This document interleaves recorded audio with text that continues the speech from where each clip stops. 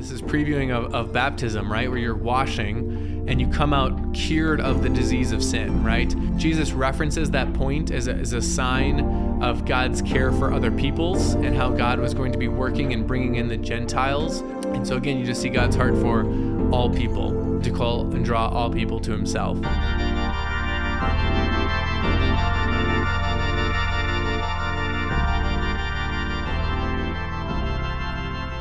Hello, everybody, and welcome to another episode of the Renewal Bible in a Year podcast. My name is Pastor PJ Arsvold, and we are all in the thick of things when it comes to the Two Kingdom era. So just a refresher, this is a period in the history of God's people where the once unified kingdom has been split. So you have the northern kingdom of Israel, and you have the southern kingdom of Judah.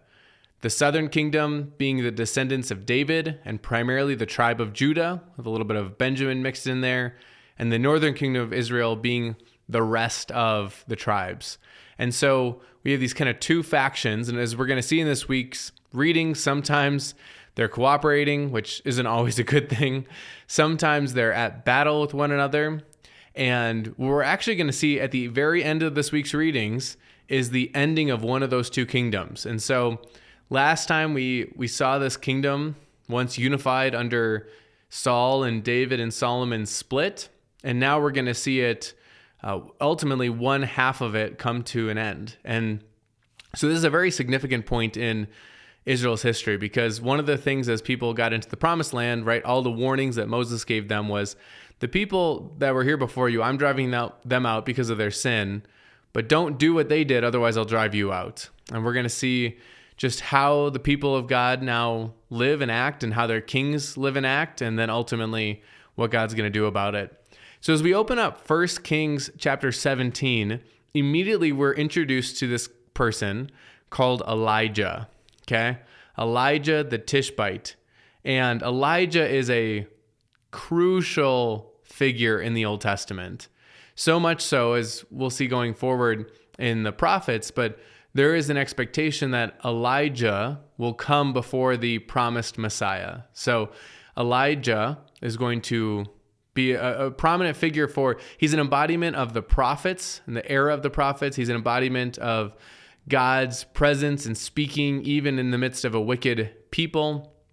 And so Elijah is a big figure in the Bible. And so he's a good one to take note of. And so it's going to be fun as we see what he all does. So he just pops up on the scene. We're not really told where he was going before, but we're just told that Elijah basically says to Ahab, "As the Lord, the God of Israel lives, before whom I stand, there shall be neither dew nor rain these years except by my word." So basically he foretells a drought and says the Lord's going to withhold water because of the evil that Ahab is doing. Just a reminder, Ahab is like the wicked of the wicked. He's like the worst king of Israel that ever lived. And so Elijah is saying because of this, Ahab, there's going to be drought. And so Elijah then kind of departs and he hides and he drinks from this brook and he has ravens feeding him. So God is taking care of Elijah, but he's now foretold this big drought. And then having foretold this and then hiding for a little bit, then the word of the Lord comes to him and tells him to go to Zarephath, which is in Sidon. So that's a neighboring nation to the north. So that's outside of the borders of Israel. And to live there, and there's a widow there that the Lord says will feed you. Okay, so I've commanded a widow there to feed you. There's somebody there who's going to take care of you. When Elijah gets there, he sees this widow and basically says, "Can I have some water?" And then he says, "Can you give me some bread, right? Can you feed me?" Just like God said. And she says, "I have nothing baked but just a little bit of flour and a little bit of oil, and we're going to die because of this famine. So basically, we're going to make a little fire, make a cake, eat it, and then me and my son are going to die." So she's a widow. She has no husband. It's just her and her son. And basically, she says, we're at our last meal, and then we're going to just starve. And then Elijah basically tells her, "Make a little cake for me," so to provide for him, just like God had said that she would, and then make a little something for you and your son. And then basically the flour in that jar and the oil shall not be empty. They're just going to keep going. It's really a multiplication of these elements to make bread. And so she and her household ate for many days. So you see this kind of miraculous feeding, right? This is almost like a little bit of a preview of the feeding of the 5,000, where God is using kind of this miraculous expansion of food to provide for somebody in need. Now, this story is also significant for a couple reasons. That the fact that Elijah was sent out of Israel to Zarephath in Sidon, which is not part of Israel, to take care of this widow and her son. I think that matters a whole lot.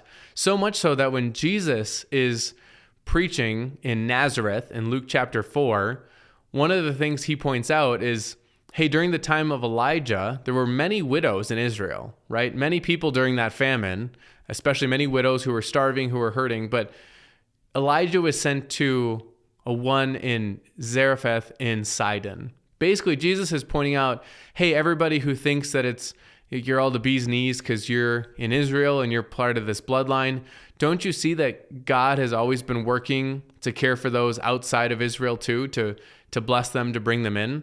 And actually, he's going to reference another event that we're going to read this week as well. But this is a specific point that Jesus is going to reference in his ministry. Elijah taking care of this widow in Zarephath and her son. Now, we're ultimately told that the woman, her son becomes ill, and ultimately he dies. And she calls to Elijah and basically says, what have you done, right? Have you come to bring my sin to remembrance and to cause the death of my son? Like, I thought you were here to take care of me on behalf of the Lord. Why did my son die? And then Elijah says, give me your son. He takes him in this upper chamber and he lays him on his own bed. And then he cries out to God and basically says, why, have you brought calamity upon this widow and have killed her son? So then he stretches himself upon the child 3 times and cries to the Lord. And the Lord listens to the voice of Elijah, and the son is raised from the dead. And Elijah gives the son back to his mother. And you're going to see this again in Jesus' ministry, kind of a parallel in Jesus raising Jairus' daughter, or in Jesus raising the son of this widow of Nain. This idea of restoring children to their parents who have died. And so again, you see that here in Elijah's ministry. Now in chapter 18, ultimately Elijah is supposed to go back to Ahab. He's supposed to show himself and tell him that I'm going to send rain upon the earth because this famine was so severe in Samaria. Just a reminder, Samaria is kind of now the capital of the northern kingdom of Israel. So when we talk about Samaria at this point, you can really think of the whole northern kingdom of Israel. It can almost be a stand-in. And so on the way, there's this man named Obadiah who is he works for Ahab, but he fears the Lord. And so we're told that when Ahab's wife Jezebel had sought to kill all of the prophets and the priests who still serve the Lord and not Baal or some of the other false gods, that Obadiah had hid them and taken care of them, right? So he prevented them from being killed. So Obadiah runs into Elijah, and Elijah's like, go tell Ahab that I'm here. And Obadiah's like, wait a minute, what if I go tell Ahab and then like the Spirit of the Lord comes upon you and he takes you somewhere else, and then I'm looking like an idiot because I took Ahab out here and said, here's Elijah, and you really want to kill Elijah, and then he doesn't see Elijah, then he's going to kill me, and I've been so faithful to the Lord. Why would you do that to me? And Elijah's like, it's okay. The Lord's not going to take me away from here. Go get Ahab. And so then Obadiah goes and brings Ahab to meet with Elijah. And I love it. So Ahab sees Elijah and he says, is it you troubler of Israel? That's such a great title, the troubler of Israel. That Ahab would say, Elijah, you're causing all these problems. You brought this famine upon us. You're just causing troubles for the people of Israel. And then Elijah's response is, I have not troubled Israel, but you have, and your father's house, because you've abandoned the commandment of the Lord and followed the Baals. So Ahab looks at Elijah and says, you're causing problems around here. Look at this famine. Look at all these problems we're dealing with. And Elijah's saying, no. It's you and your fathers who have brought this upon the people. I'm not the one. I'm right. You could almost say like Elijah's saying a bit of like, don't shoot the messenger, right? This is judgment against you and your father's house for what you've done. But Elijah then says to gather all of Israel to me at Mount Carmel, and the 450 prophets of Baal and 400 prophets of Asherah who eat at Jezebel's table. So what Elijah is now setting up is this showdown between the Canaanite gods that Ahab and Jezebel and the people of Israel are worshiping, and Yahweh, the one true God of Israel. So then what you have is this this, like I said, the showdown where Elijah tells the people, he says, why are you going limping between two different opinions, right? You're kind of, we follow the Lord when we need him, but we also follow Baal and so on. And so basically it's like, let's have a showdown. He says, let's get two bulls and they can pick whichever bull they want. The prophets of Baal, you pick whichever bull you think's better, but don't light it on fire, right? So part of the sacrifice of a burnt offering is you burn the animal. So basically Elijah says, all right, prophets of Baal, you set up your offering and then call Baal to send down fire. Now, this is significant for a few reasons, but one of the main ones is that Baal was conceived almost like this lightning god, almost Zeus-like in a way. So when you think of like throwing lightning down to earth, that was something that was considered in Baal's domain. Like, who sends lightning upon the earth? If you're a Canaanite, like Baal would be the one who would do that. So really what Elijah is doing is he's showing who's actually the one true God, right? You think Baal controls the lightning? Great. Set up an altar, but don't light the sacrifice on fire. You call on your lightning God to send down lightning and he can consume it, right? Because Elijah is going to show that the one who actually controls the lightning, the one who actually is over the heavens and the earth, is Yahweh, not Baal. So the prophets of Baal, there's 400 of them, right? They set up this and they're calling upon Baal and they're cutting themselves, trying to appeal to him, and they're doing all of these things. Elijah is just mocking them. He's like, oh, maybe Baal's asleep, or maybe he's relieving himself, right? As if like Baal were out like taking a bathroom break. And then eventually what Elijah does is he sets up the altar to the Lord and he puts the ox upon it and he has it doused with water, just consumed with water. So again, he's making a point, right? The Lord, there's nothing that can hinder the Lord when he is revealing himself, when he's doing something.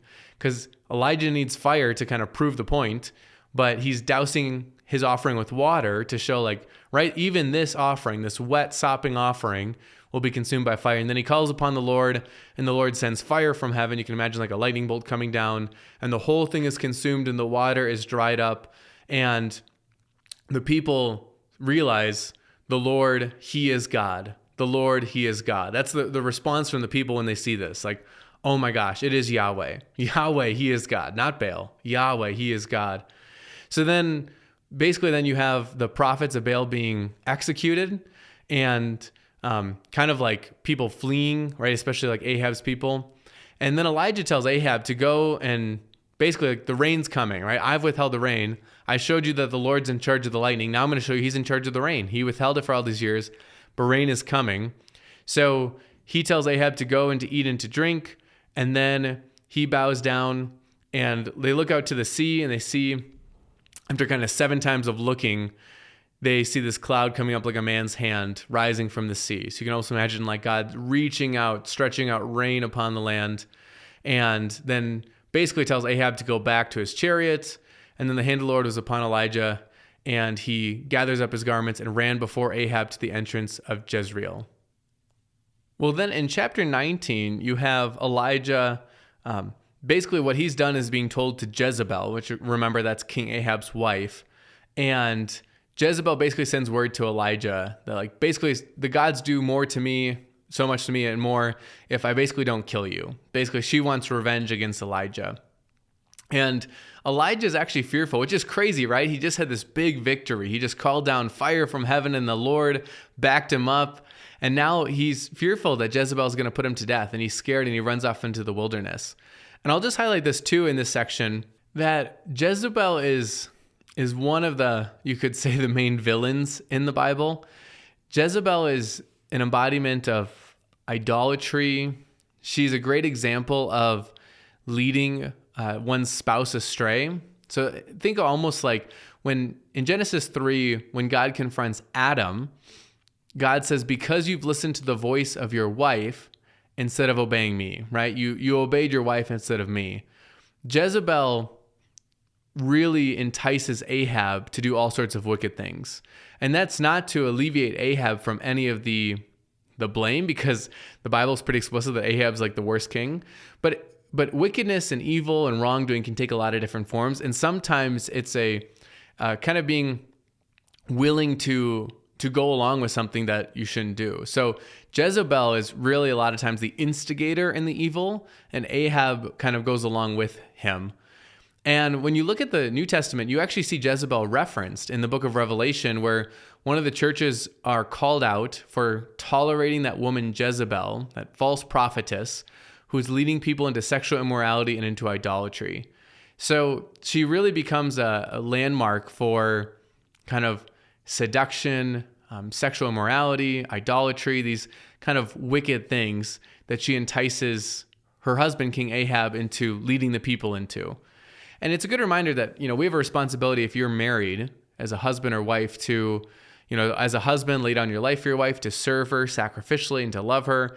As a wife, you honor and submit and uphold your husband.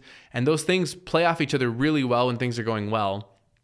But our first allegiance in life is always to the Lord. So if at any point our spouse is calling us or asking us to do something that we know is a clear violation of the Lord, then we are called to stand by the Lord and not by their wishes or their command, right? So it's just like any sort of authority, any sort of relationship. We want to honor, we want to listen, we want to obey. But if that ever push comes to shove, leads us away from the Lord, it leads us away from what He's said, then we have to stand by Him. And that's one of Ahab's fatal flaws, is that he really lets Jezebel run rampant with all sorts of wickedness, and he just kind of either permits it or just follows her lead in it, instead of doing what he should do, and that's stand by the Lord and ultimately uphold His will and His law. So then with Jezebel's threats, you have Elijah running away. He goes into the wilderness, and basically he just asks that he might die. He says, basically, Lord, I'm no better than my fathers. Just take me now. I don't want to go through any more of this. But as he's sleeping there, an angel comes and feeds him. And so this is a good reminder that angels are kind of God's servants, His messengers. They're constantly at work. We don't see them usually, but they are a big part of how God works in this world. So an angel comes and touches him and tells him to eat. There's a cake there for him.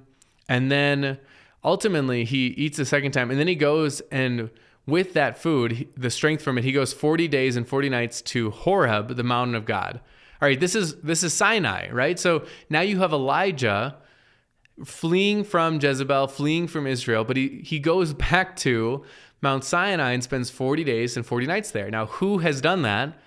Moses. So this really is kind of a big beacon flash that Elijah, next to Moses, is kind of the next pillar in the Old Testament. And really what you have in a lot of ways is you have Moses, you have Elijah, and you have David. You kind of have your main, you could say, prophet in Moses, an embodiment of the law.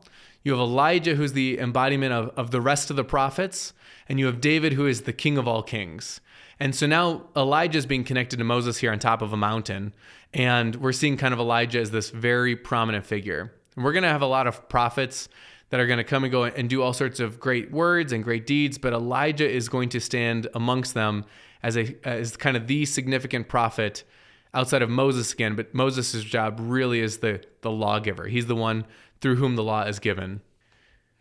So then the Lord comes to Elijah in a cave and basically says, Elijah, what are you doing here? And Elijah's response is, Lord, basically, I'm the last faithful one. Like everyone else has gone to Baal. I'm the only one who trusts you, the only one who believes in you. There's no hope. And then you have this really interesting sequence where he's to stand before the mountain of the Lord, and you have this big whirlwind, right? Rushing winds. And then you have an earthquake and you have a fire, but we're told that in none of those was the Lord. But then there's this low whisper, right? And the Lord's in that low whisper, which is a great picture because, especially at Mount Sinai, right? When Moses was there, you had lightning and thunder and fire on the mountain and big booming voices. And it's a good reminder that God can work in those really big, spectacular ways, but He also can come in just a low whisper, right? That's soft spoken, where again, He asks Elijah, what are you doing here? And Elijah says, Lord, I've been very jealous for you. I've been faithful, but there's nobody else. And basically the Lord says, no, there's still 7,000 that have not bowed the knee to Baal, right? That have not worshiped him. And Elijah, you think you're all alone, but you're not alone. There are other faithful people in Israel, and I'm going to send you to them. And when you go back, you're going to anoint Hazael, king of Syria. So that's an enemy nation, but I'm going to use you to anoint a new king in Syria. Jehu will be a new king in Israel. And then Elisha will be a new prophet after you. So he's basically saying, I'm not done with you yet because you need to go and lay the stage for what's next. A new king in Syria, a new king in Israel, and a new great prophet. And so the Lord's not done with Elijah. And it's a good reminder too. Sometimes, depending on your circumstance, your situation, it's like, man, how many Christians are there, right? And it feels we're so outnumbered, or maybe I feel outnumbered, or in my church, it doesn't feel like we're that many. There's so many more people in our city or our neighborhood than there are Christians. And the Lord is reminding Elijah, you're not alone, right? There's still other faithful believers there too. Like, take heart. You're not the last one. And so then we move into this calling of Elisha. And first off, one thing you'll notice in this week's readings is, man, there's a lot of common names, whether names are duplicated or similar. I tend to think of it like how names become popular. Like, there's a generation where there's a lot of Sarahs, and there's a generation where there's a lot of Huxleys or whatever it is, right? Every generation has its more common names. And it feels that way sometimes when you read this era of the Bible, where it's like, really, do two people with almost identical names have to be back to back or have to be contemporaries? And it's like this way with these prophets, because you have Elijah with a J, Elijah, who is going to call Elisha with a SH, Elisha, to follow him and then ultimately take over for him. So Elijah goes and finds Elisha, who's plowing with 12 yoke of oxen. So he's out in the field doing chores, plowing with 12 yokes of oxen. 12 feels significant, right? He's already working with this number 12, which is kind of interesting.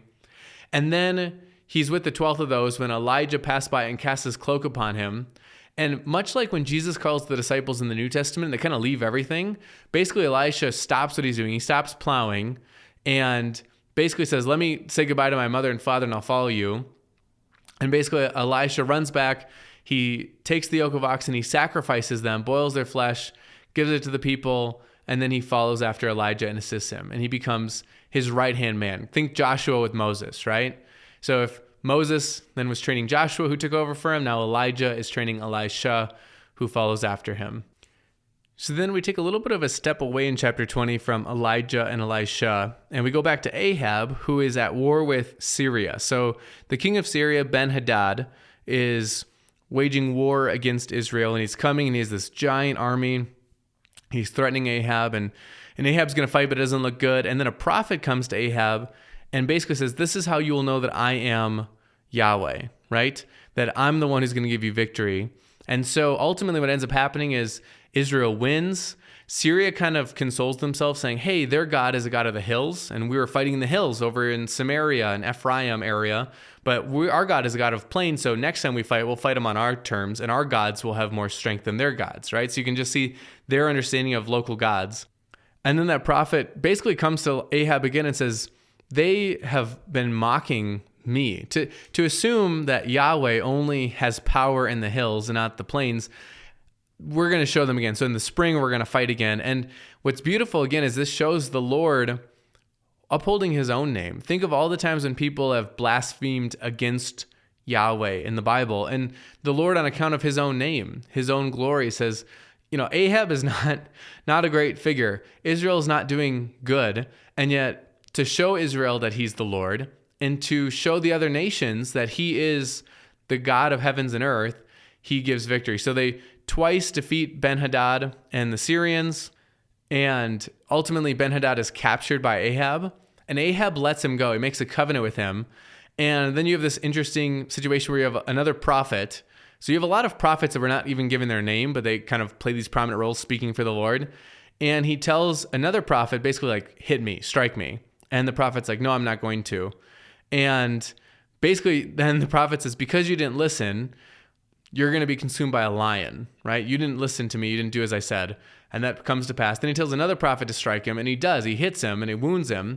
So then he puts on a bandage and he kind of disguises himself and calls it to Ahab, and he kind of tricks Ahab. Ahab doesn't recognize him right away, but basically says that because of what you've done in sparing him, right? I gave you victory, and I was trying to cast my judgment upon Syria and show how mighty I am, but you let him go. Basically, a life for a life, right? That's kind of the justice rule, an eye for an eye, a tooth for a tooth, a life for life. Because you let his life go that shouldn't have gone, your life shall be for his life, and your people for his people. And then we're told that he comes back to Samaria, that is Ahab, kind of sullen and vexed. He's kind of confused by all of this. And then in chapter 21, we have another really bad story of Jezebel and Ahab's relationship and the evil that they're doing. So we're told that there's this man named Naboth. So he's in the town of Jezreel, so he's a Jezreelite, and he has a vineyard that's right by Ahab's palace. And Ahab really wants it so he can have a vegetable garden near his house.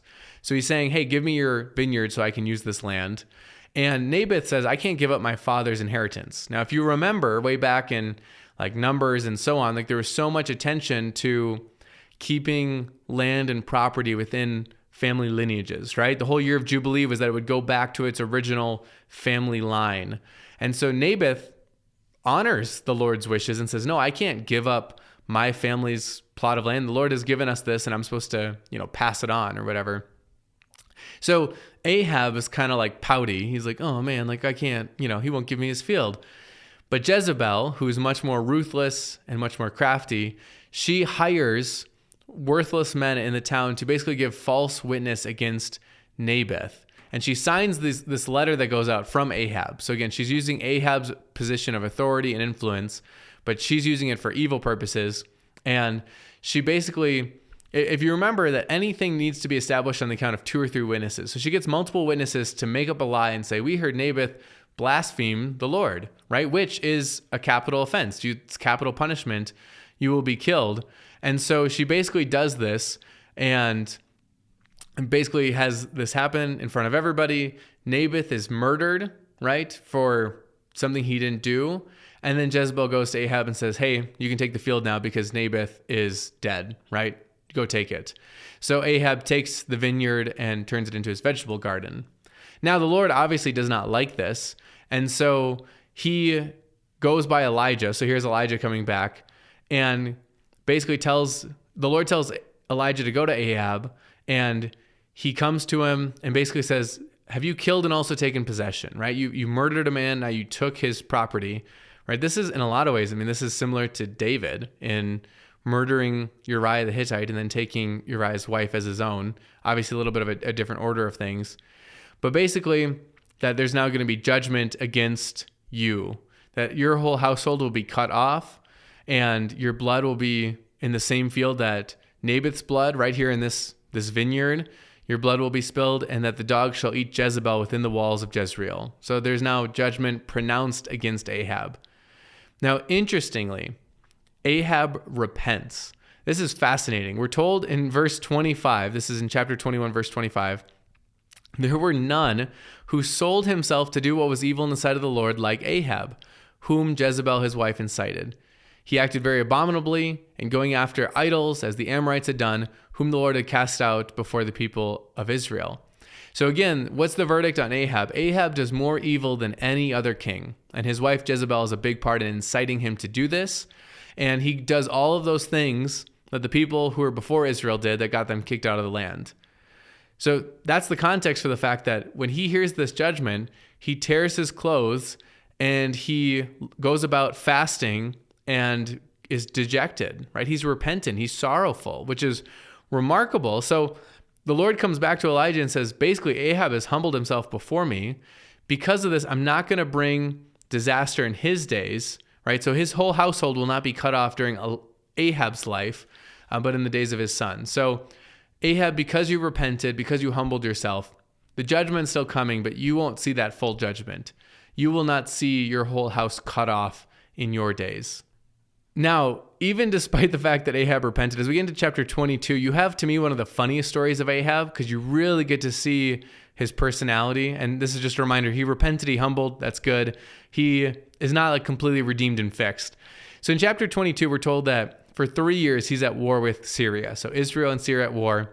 He calls down to Judah and their king Jehoshaphat to come fight with him. Can you come help us since, we're brothers, right? Judah and Israel, we're connected. Can you come fight with us? And Jehoshaphat comes and says, basically, let's inquire of the Lord first. We're told that they get together 400 prophets, and the prophets all have this consensus. They say, yep, go fight. You're going to win. The Lord's given them into your hand.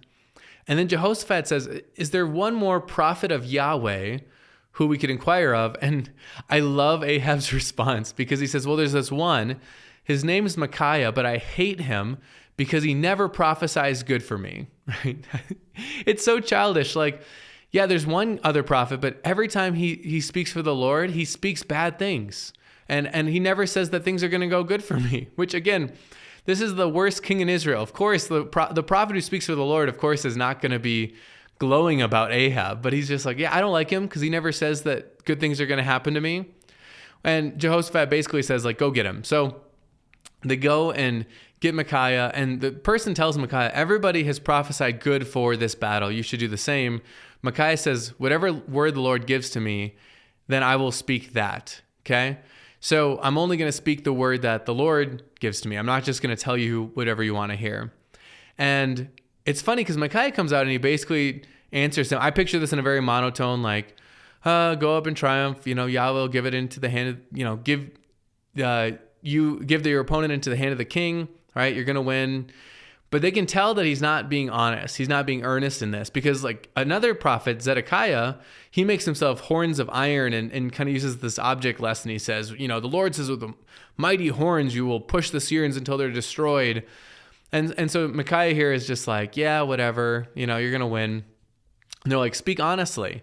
And then he says, I saw all Israel scattered on the mountains as sheep who have no shepherd. And the Lord said, I have no master. Let each return to his home in peace. And then Ahab turns to Jehoshaphat and it's basically like, did I not tell you he would prophesy no good concerning me, but evil? Right? And then Micaiah goes on and says that the Lord was on his throne with all the host of heaven. Okay, this is an interesting picture here. I want you to imagine that the Lord is up there with the host of heaven. Think of angelic beings, other spiritual beings like angels and such. And basically, the Lord asks that council, asks those spirits, basically, who will go entice Ahab to go into battle so that way he can fall. This is so interesting. Micaiah is saying, I saw this vision of the Lord asking for spirits to go and convince Ahab to go to battle because that'll be my judgment against him, that he can die in battle. And then one spirit comes forward and says, I will do it. And then the Lord says, by what means? And he says, I will go as a lying spirit in the mouth of the prophets. Right? I will convince all the prophets to lie to Ahab that things will go well. And so Micaiah is explaining why all these prophets are giving this false report that he should go into battle. And the Lord says, you shall entice him, you shall succeed, go and do it. Now Zedekiah, who had made those horns of iron, he comes up and he strikes Micaiah on the cheek and says, how did the Spirit of the Lord go from me to speak to you? And basically, Micaiah says, behold, you shall see on that day when you go into the inner chamber to hide yourself. So Micaiah is saying, you'll see the day when you're hiding because of the disaster that's going to befall. So they take Micaiah and they basically are like, let's go, just put him under house arrest basically and put him there until I come back to him in peace. And Micaiah says, if you come back in peace, then the Lord didn't speak by me, right? The whole point that the Lord is speaking through Micaiah is, this is your downfall. This is my judgment against you. And so he kind of says, hear all you peoples. This is my testimony to know whether the Lord has spoken through me, right? Think back to one of the tests for a prophet in like Deuteronomy was if they speak something and it comes to pass, right? Micaiah is saying, what I'm saying is, Ahab, you're going to go to battle and it's not going to end well. And if that's not true, if you come back in peace, then clearly the Lord's not speaking through me. And so then if Ahab wasn't bad enough because he doesn't want to hear from the one prophet who will tell him the truth, they get to battle. And he convinces Jehoshaphat, you should stay in your kingly robe, but I'm going to wear just like an everyday like soldier's outfit. And the reason Ahab is doing this is because he's so cowardly. He knows there's a good chance they're just going to go for the king. So I'm going to make Jehoshaphat, who I called up from Judah, he'll look like a king and they'll think that he's me. And I'll just look like any old soldier so they won't mess with me. And what we're told is actually that's what the Syrians are doing. They're just going for the king. So they see Jehoshaphat and they go after him. And Jehoshaphat like flees and he's like, oh, Lord, help me. And then just by happenstance, really by, the Lord's working through seeming coincidence, an arrow strikes Ahab and wounds him. And so everyone flees and we're told that the king died and was brought to Samaria and they buried him in Samaria. And they washed him by the pool in Samaria and the dogs licked up his blood and the prostitutes washed themselves in it according to the word the Lord had spoken. So again, this judgment that had come upon him, right? This arrow had struck him. He died in battle just like the Lord had foretold through these prophets. And ultimately, Ahab is now killed for all the wicked things that he had done. And that's kind of the end of Ahab. And we're told that his son Ahaziah reigns in his place. And then we go to the southern kingdom again. Just a reminder that a lot of times these narratives will jump back and forth, kind of next who's installed. So we just talked about Jehoshaphat a little bit because he came up and had that whole interaction with Ahab. But now we're told about his reign in the southern kingdom. So he begins to reign in the 4th year of Ahab. And we're told that he walks in the way of Asa, his father, which is good. He did what is generally right in the sight of the Lord. Yet he doesn't take down the high places, and the people still sacrificed and made offerings in those places. So again, they should be tearing down those high places. Still not yet, but generally Jehoshaphat does what is right. We're told that he makes peace with the king of Israel, which we just saw in the fact that he was fighting with Israel. And then we're told a few other things just kind of about some of the things he did. But then ultimately we're told that he dies, and then Jehoram reigns in his place. Which then gets us back to the northern kingdom where we have Ahaziah, which again is the son of Ahab, who begins to take over and rule over Israel and Samaria. We're told that he only reigns for 2 years, so it's a very short term. He does what is evil in the sight of the Lord, walks in the way of his father, in the way of his mother, and the way of Jeroboam, the son of Nebat, who made Israel to sin. I'll just say this, you're going to continue to see this in these kings is they're compared to sometimes Ahab or their direct ancestors, but they all go back to Jeroboam, who is that first king of Israel who made those 2 golden calves. And that's significant because in the time of Israel, no king is going to turn away from that sin. No king is going to take down those idols, those golden calves.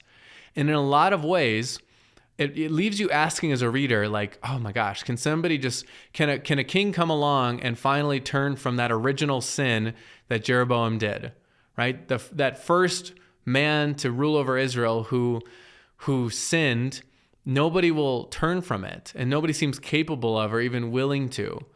And what I think is kind of a picture here is just like in Adam, you have this first man who rebelled against God and didn't listen to the command of God. And now every person since continues to rebel. It's what we call original sin, that we're just born into this fallen state and we continue to rebel. And you're kind of like asking, hey, can some man come along and overcome this original sin that Adam committed? And then ultimately the one man and the one king who does that is Jesus, right? And so in both cases, you're kind of waiting, like, can somebody just turn from this sin that just everybody seems to do? And ultimately, it's not going to be until we get to the New Testament, you're like, oh, here's the one who finally doesn't succumb to that, who finally doesn't fall into that original sin that's been passed down. And with that, we've finished the book of 1 Kings. And so, again, just as a bit of a recap, the book of Kings chronicles for us Solomon at the beginning, and then the dividing of the kingdom. And now we've been kind of bouncing back and forth between the northern and southern kingdom. There's sins, some kings that are good, mostly in the south, some kings that are bad, mostly in the north. And in 2 Kings, things are going to start to devolve even faster. Now, we're still going to have some good kings, and we're still going to have some good prophets. But what I want you to take notice of is just how things start to really descend downhill. So we're told that in 2 Kings chapter 1, we're told Ahab dies and that Moab rebelled against Israel. And so you have Moab who was paying tribute. Just a reminder that it's common in this time and place that if another nation was more powerful than you, you would kind of pay them off. You give them tribute. Here's money. Here's resources. So you won't attack us, right? We're kind of under your dominion. So Moab had been paying tribute. This, I think, happened during the days of David, when David had conquered, and especially during Solomon. You had all of these neighboring nations that started paying tribute to Israel. I think Edom is doing it. Moab is doing it. So all of these nations are kind of in a way, under the reign of Israel. Well, now you have that starting to slip away. So Moab rebels against Israel, and Ahaziah, the son of Ahab, he falls through a lattice and he's wounded. So he basically says, go and inquire of Beelzebub, the god of Ekron, whether I shall recover from this sickness. So he basically says, go inquire of that Canaanite god, whether or not I'm going to recover. Now, if you've read the New Testament at all, the name Beelzebub might sound a little familiar because this is one of the accusations that the people make against Jesus. They accuse him of being Beelzebub, right? That's just a translation difference, but Beelzebub, who Baal, again, meaning Lord, or specifically there's a Baal, there's a Lord that the Canaanites worship, like the lightning god that Elijah did battle with on Mount Carmel. But there's also Baals of different places. Think of Baal Peor way back in Numbers. So Beelzebub, which means kind of Lord of the Flies, he's this god worshipped in Ekron. And so this is who the people are basically claiming Jesus to be, or I should say the people who are accusing Jesus, the Pharisees and such, that he is this kind of Canaanite god. And this Beelzebub rises to the level of kind of being viewed as this prince of demons. This Lord of the Flies becomes this kind of prince demon. And so the Pharisees are accusing Jesus of being this false god, this demonic force, this you're not with the true God, Yahweh, you're Beelzebub. So you have this in the Old Testament, and then again, this is something Jesus gets accused of being.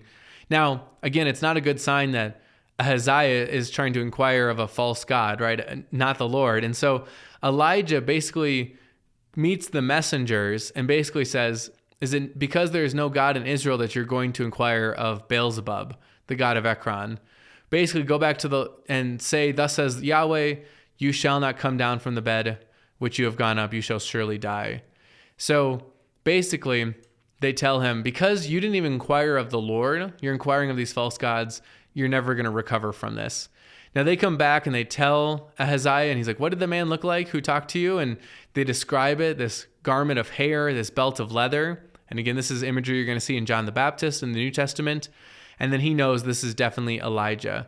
So then, I love this little sequence. You have him sending out a captain of 50 men to go to Elijah and basically says, come down here. And Elijah says, if I'm a man of God, let fire come down and consume your 50, right? And then the Lord calls down fire. Then another 50 come out, same thing happens. And then the third one comes humbly, and this is huge. He comes pleading and he says, Elijah, I know you called on fire, please spare our lives. Let it be precious in your sight. And because he humbles himself and kind of throws himself at the mercy of the Lord, then Elijah goes down with him. And then when he comes, Elijah gives the message, right? You should have come to Yahweh, not some false god. And so ultimately, according to the word of the Lord, Ahaziah dies, right? As foretold. Now, this is where some of those names, I'm sorry, really come into play. And again, you don't need to remember every order of every king, but these stories I think are still helpful. But the new king of Israel is Jehoram, which if that sounds familiar, it's because who's the king at this time in the southern kingdom? His name is also Jehoram. So again, I guess Ashley was popular that year kind of thing. Jehoram must have been the name of that generation. So you have Jehoram, king of Israel in the north, son of Ahaziah, and you have Jehoram, son of Jehoshaphat, reigning in the southern kingdom. So then in chapter 2, we're told that the Lord is about to take Elijah up to heaven by a whirlwind. And so Elijah, basically they're on their way from Gilgal, and Elijah says to Elisha that you can leave me go. I'm going all the way to Bethel, and Elisha says, no, I'm with you, right? Think of echoes of Ruth here. No, I'm sticking with you. And then he says, oh, we're in Bethel, but I'm going to go all the way farther. And you have these prophets who keep saying to Elisha, do you know that today's the day that the Lord's taking Elijah away? And he says, shh, I know. Don't tell anyone. Don't say anything about it. But then he keeps going. He says, I'm going to go to Jericho. And Elisha says, I'm sticking with you to Jericho. And I'm going to the Jordan. And he says, no, I'm sticking with you. And in each place you have these prophets who the Lord has also revealed that this is the day that Elijah is going. And then basically they get to the Jordan. Elijah takes his cloak and he strikes the water, and the water parts. So they walk across on dry ground. So again, this is like when the people entered the promised land, right? And so now you see Elijah is getting ready to depart. And you can think of the Jordan in a lot of ways as this, right? This precipice for the promised land, but also this precipice now for life, right? Elijah is crossing the Jordan as he's about to depart from this earth. And that's why I think when we think about departing to be with the Lord in death, the Jordan is a helpful picture of that. We're leaving to enter paradise. Think of Jesus to the thief on the cross. Today you will be with me in paradise. This crossing of the Jordan. So we see God's working in Elijah, this parting of the Jordan, this crossing of the Jordan. He's now stepped out of Israel, But in a lot of ways, he's getting ready to go be with the Lord in the quote unquote true promised land. And ultimately, that promised land is not the full fulfillment until Christ returns and you have the new heavens and the new earth. But you see kind of this picture of crossing, leaving the promised land of Israel to be into the heavenly Israel, right? The heavenly city that's to come. So you have this kind of picture here. And then Elijah basically says to Elisha, what do you want from me, right? Can I do anything for you before I go? And Elisha says, can I have a double spirit of the one you've been given, right? Because God is in all these mighty works through you. Can I have that too? And this double portion, right? Which is typically given to like firstborns. He's basically like, can I be your son of your prophet work, right? And Elijah says that's it's a big thing, but if you see me go, then that'll be so. And ultimately, then you have these chariots of fire that take Elijah up to heaven. And Elisha calls out to him, but then in seeing that, he takes the cloak and he can strike the water and it parts and he walks back into Israel. And so he knows that the Lord is with him. Now, this is, again, a big point because Elijah is one of only a couple people in the Bible to not die. We're told that there's a man named Enoch way back in Genesis during the genealogies that was walking and then one day was gone. Basically, he was no longer there. Like the Lord took him to be with him without dying. But other than him, like Moses died, Joshua died, Samuel died, David died. Like people die, even if they're faithful, even in the Lord, right? And we believe one day they'll rise again. But Elijah is an interesting one in that he never dies. The Lord just takes him to be with him. And so again, you just see kind of this prominent role of Elijah. But now we're told that Elisha is now kind of taken over here. So now Elisha is the new kind of the prophet on the block who is doing these mighty works for the Lord. And so we're told about some bad water in the city, and he takes this bowl and puts salt in it and basically heals the water, right? So no, neither death nor miscarriage will come from it. So maybe there was infection in it, and maybe some sort of bacteria, whatever was happening, the water was bad, and now he has healed it miraculously so people can drink from it and will not die, will not cause problems. So then in chapter 3, we're told that Jehoram, son of Ahab, takes over. So just a reminder, we're told that Ahaziah, Ahab's son who took over for Ahab, had no son, so went to the next brother instead. So that's Jehoram. So we're told that, again, he takes over, and this is a point where Moab then rebels. So they had been paying, we're told, 100,000 lambs and the wool of 100,000 rams as tribute. So just to see the size and scale of kind of the tribute system. Hey, we're under your rule, kind of, right? You have your thumb on us. We have to pay you all of this resources. 100,000 sheep, 100,000 things of wool on top of that.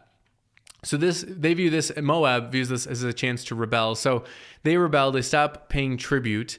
And so Israel wants to go fight with them. We're told that Jehoram isn't as bad as his father and mother because he puts away the pillar of Baal, but he still clings to the sins of Jeroboam like we talked about.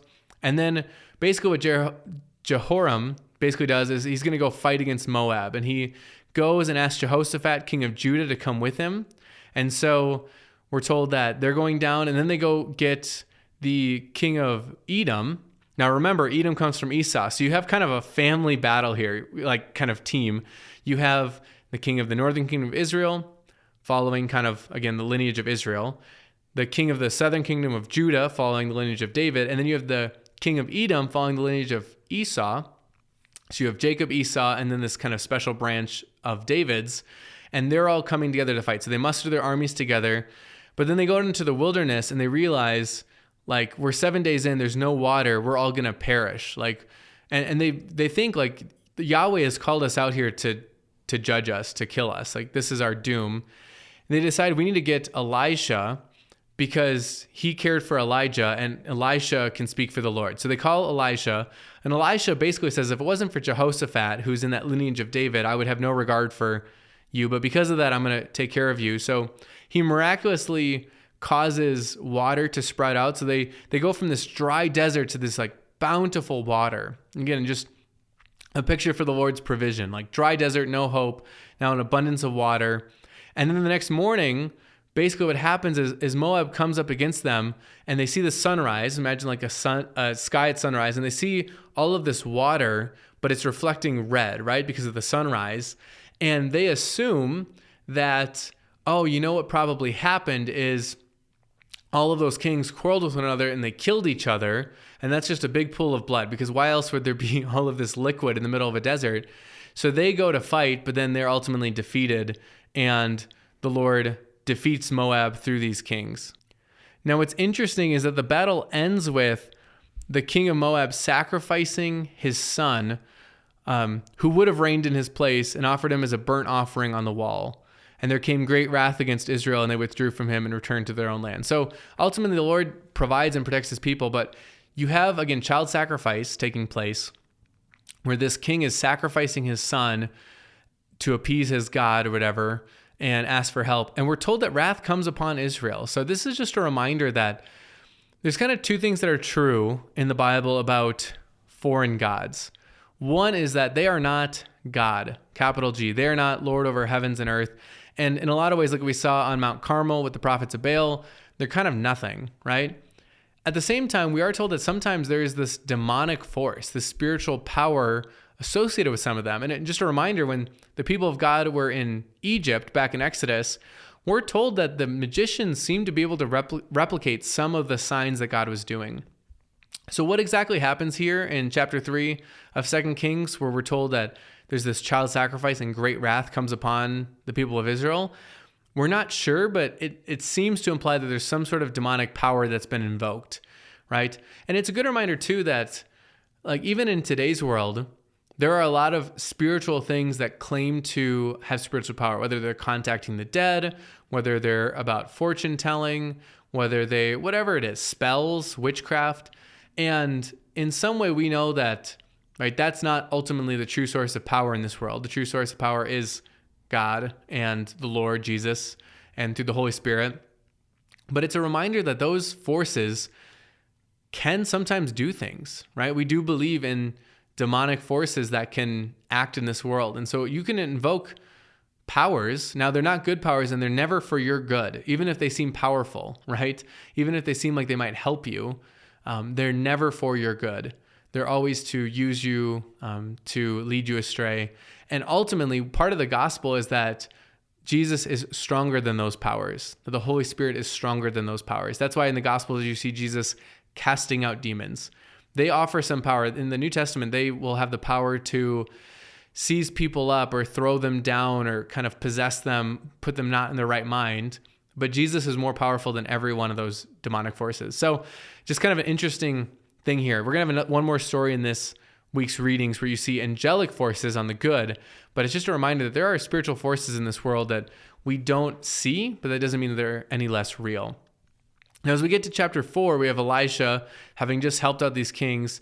Now he basically is told that there's this woman, her husband's dead, and he feared the Lord, the husband. He was a prophet, and she's now a widow, and she has so little, and they're going to take her 2 sons, and because they have a creditor they owe money to, her sons are going to be taken from her and sold as slaves. And so she's in this desperate situation, and Elisha comes to her and basically says, go get a bunch of vessels, think of jars and pots and stuff, and get as many from your neighbors as you can borrow, close your door, and then take the little bit of oil you have and fill up all of those. And it miraculously multiplies, just like it did with the flour and oil with Elijah and the widow of Zarephath. Now this oil multiplies, and he says, go sell the oil. You can pay off all your debts, and you'll have more money left over to live off of. Because now oil, again, is something you can trade and sell, and it has value. So you had a little bit of oil. Now it miraculously multiplies, and you have a bunch of oil. So then we're told that there's this woman who's in this town of Shunem who is wealthy. Her husband has a lot of wealth. She's well off, and she fears the Lord. And so they frequently house Elisha.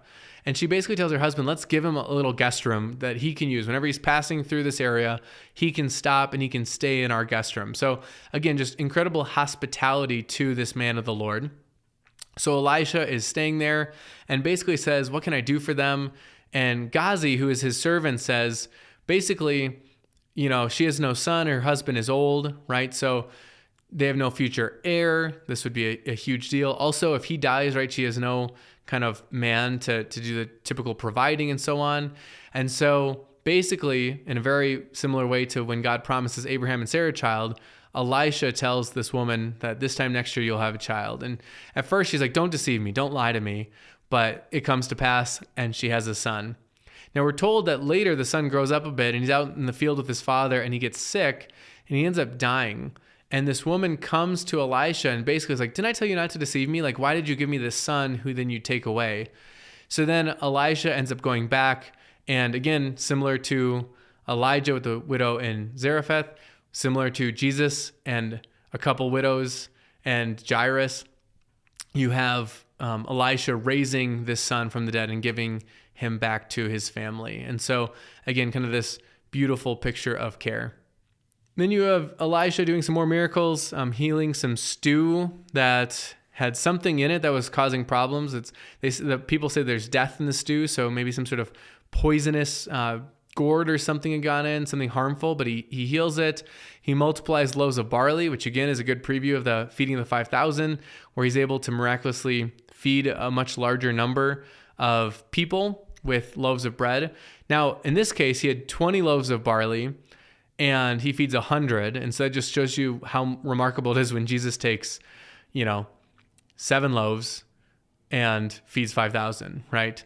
It's a much greater level.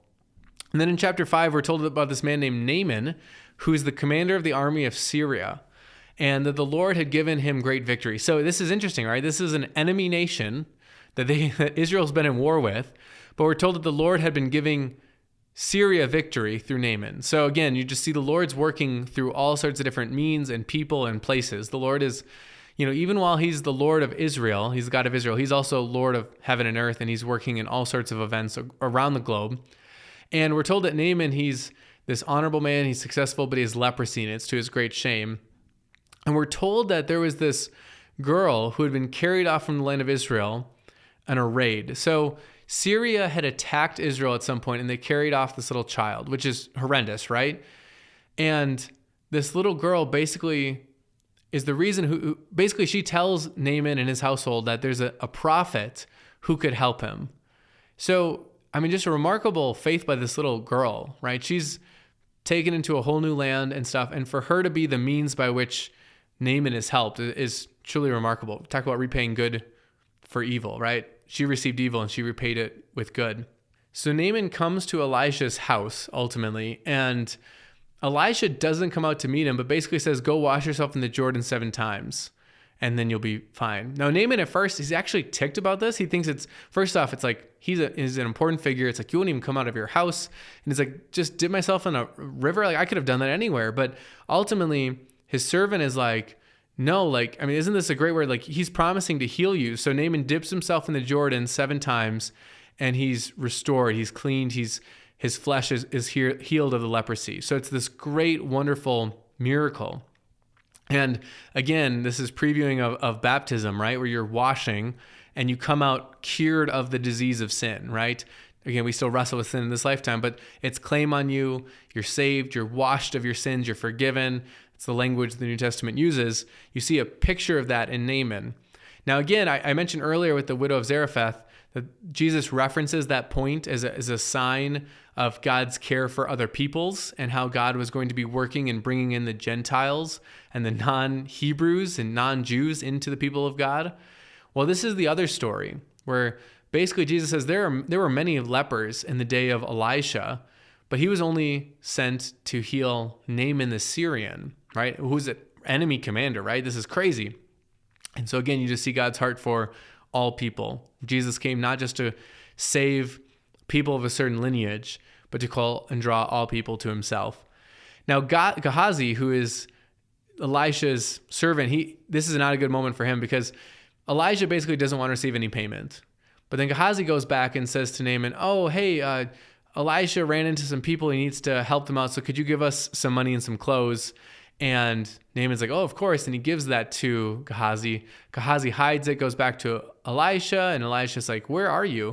Or where were you during this? And Gehazi tries to lie, says, oh, I went nowhere. Right? I wasn't anywhere. But because of that, Elijah, he's a prophet. God has revealed what has happened and basically says that Naaman's leprosy is now going to cling to Gehazi. And so Gehazi is a leper for the rest of his life. And then in chapter 6, we have A brief story about Elisha doing another miracle to help recover the head of an axe that had fallen in water. But then you have this fascinating story where we're told that the king of Syria, again, is warring against Israel. There's been this kind of long battle between Israel and Syria.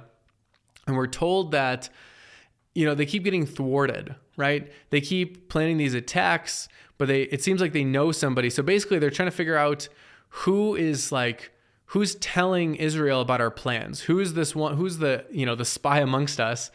And somehow the people of Syria have heard about Elisha, and they say, it's actually like, it's this prophet over there. He knows the words you speak in your bedroom. Like he somehow knows all of these things. So they decide they need to go get Elisha, right? Who keeps thwarting these plans. And so they have this whole army with horses and chariots all around the city of Dothan where they're going to attack. And we're told that there's this servant who's basically like, what are we going to do? Like, they're going to attack us. And I love it because for this servant, what he sees is this whole army surrounding the city. And the servant is like, Elisha, it's like you and me, right? Versus this whole army.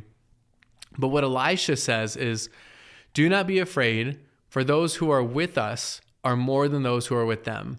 Then Elisha prays and he asks the Lord to open the eyes of the servant. And all of a sudden he sees, like surrounding them, mountain full of horses and chariots of fire all around them. So Elisha knows that God has an army of angels watching over him, watching over the people. The servant doesn't see that right away, but Elijah gives him eyes, prays that the Lord would give him eyes to see it. And again, this is just a reminder.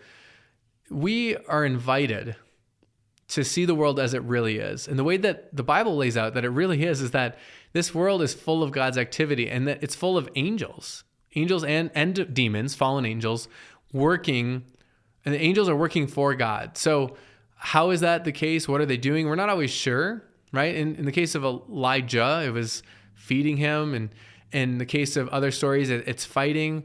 But in our life, I think we should assume that angels are interfering and interacting in this world and caring. And sometimes they don't look supernatural. They can look very mundane, but that God has a whole host of spiritual beings that are looking after this world and caring for it and caring for his people. And this story gives us a preview of that. Like this servant, he saw the quote unquote just material. There's a big army over there. There's just you and me. Elisha asked the Lord to give him eyes to see, oh no, if the Lord needs to, he's got a whole army of angels ready to fight for us. Now, Elisha doesn't call upon that army, but instead asks the Lord to strike the Syrians blind. And then he leads them to Samaria. He says, you're going the wrong way, guys. And basically just presents them as captives to Samaria, right? To Israel. And basically then says, like, don't kill them though. Don't hurt them because you've taken them captive. So they feed them and then they send them back on their way to Syria. It's this really interesting story. And then we're told that they stop with these raids, right? They stop kind of these little attacks, but they mount a large attack. So Ben-Hadad, the king of Syria, besieges Samaria. So again, what that means is that the Syrian army is camping around Samaria and they're holding them in. So Samaria has to close its gates. They're hunkered down. They can't get supplies in and out. And so this is, again, a period where you typically, when you're besieged, you're just kind of holding on for resources. You have limited food, limited water, and you're just trying to wait out the other side. That's kind of how this is going. And so basically, like, the city is in extreme famine. There's a really sad story about a woman who comes to the king and tells him her desperate situation. And he's just like, oh my gosh, this is so bad. What's all going on? And then what ends up happening is Elisha promises food. So again, this is a point where there's like nothing. Everyone's starving. And he says, tomorrow about this time, a seah of fine flour shall be sold for a shekel and 2 seahs of barley for a shekel at the gate of Samaria. Now, you don't need to know exactly like how much food is that, how much money. The point that Elisha is saying is right now, things are so scarce that everything is, you could say, inflated. Everything is so costly. But tomorrow, you're going to have an abundance, right? Everything's going to be so affordable, meaning you're going to have an abundance of food. That's the point. Right now, everything's so scarce. Tomorrow about this time, you are going to have nothing. Now, we're told that the captain of the king basically says, if Yahweh himself should make windows in heaven, could this thing be? So he's just in disbelief. I don't believe that even Yahweh could do this. And then he says to him, you shall see with your own eyes, but you shall not eat of it. Okay. So he's basically saying, you'll see it, but you're not going to get to enjoy it because of your disbelief. And what ends up happening is that we're told that basically the Syrian army hears like the sound of like footsteps and horses and stuff. And so they assume that the Israelites had paid the Hittites and the Egyptians to come and fight with them. And so they flee. They're so panicked that they just leave all of their stuff. And then you have these lepers who are outside the city gate. And just a reminder, lepers like couldn't have interaction with people. So they're just kind of out of the city. And they're basically like, you know what? If we go into the city, there's famine. We're going to die and starve. If we go to the Syrians, they're either going to kill us, and so be it, we're going to die anyways, or maybe they'll keep us alive. So they go out there and they basically check it out and they're like, oh my gosh, look at all this. There's all of this food and supplies. And so they're like just having a party. And then they realize like, we need to tell people, like, we're going to be judged if we don't tell everybody. So they go and they tell the city, and ends up people like just swarm and they raid the Syrian camp. They take all of this food, all of this stuff. And just like Elisha had promised, now there's an abundance of resources and food. And the crowd, in gathering all this and running back into the city, ends up trampling on that captain who was in disbelief. So that's what Elisha had prophesied. You're going to see it. You're going to see this abundance, but you won't get to taste of it because of your disbelief. And ultimately, he's trampled and dies. But again, it's just another miraculous salvation from the Lord through unorthodox means. People hear noise and they think they fill in the blanks and they assume that they're under attack. They leave, and then Israel has an abundance of food that they did nothing to earn or to deserve. So then in chapter 8, you have Elisha helping the Shunammite woman who he had given a son to earlier. You have him helping her get her land back. He had foretold for her that there was going to be this famine, so she had gone to the land of the Philistines and come back. And then Ben-Hadad, who is the king of Syria, sends a man named Hazael, which might sound familiar, Hazael to go to Elisha and bring him a present. And if you remember, one of the things that he was supposed to do is to anoint Hazael king of Syria. So Hazael comes, and there's like this moment where basically Elisha is just staring at him to the point where Hazael feels uncomfortable. And Elisha says it breaks his heart because he knows that the pain that he's going to inflict, Hazael's going to inflict on Israel. He knows the evil that he's going to do on behalf of Syria. So it really, it's an interesting moment because Elisha is called to anoint Hazael king of Syria, even though he knows that Hazael is going to be part of the pain and is going to cause great loss and death in Israel. And so then Hazael basically goes back and says, you're going to recover, which is technically true because he doesn't die of the previous thing, but then Hazael murders him and becomes king. So now Hazael has become king in Syria. And then we're told about Jehoram in the southern kingdom. So that's Jehoshaphat's son. And this is, again, not only do we have a lot of duplicate names or similar sounding names, but sometimes we have multiple spellings. So here we're told, basically you have Jehoram and Joram are the same name. We're going to have a couple names like that, but I apologize. But Joram, Joram, and Jehoram, Jehoram are the same name. So we have Jehoram in the southern kingdom now, just like we have Joram in the northern kingdom. And we're told that he walks in the ways of the kings of Israel. So not in the ways of his father or the ways of David, but of that of the northern kingdom. So you have a southern king now walking the ways of the northern kingdom because he had taken Ahab's daughter as a wife. So he's now part of Ahab's lineage as part of this kind of peace treaty that they had made. And so he does evil. And so the Lord is not willing to destroy Judah because of David's sake, but there is a judgment for this. And so at that point, Edom revolted from the rule of Judah and sets up their own king. So now Edom, just like Moab revolted from Israel, now Edom has revolted and kind of broken free. So again, you're seeing kind of the prominence of this kingdom being diminished and so on. So then after Jehoram, you have Ahaziah. So again, another good duplicate name. And he reigns for 1 year. But again, his mom is Athaliah. That is Ahab's daughter, one of Ahab's daughters. And so he does what is evil in the sight of the Lord as Ahab had done. For he was a son-in-law to the house of Ahab. So again, he's part of that family.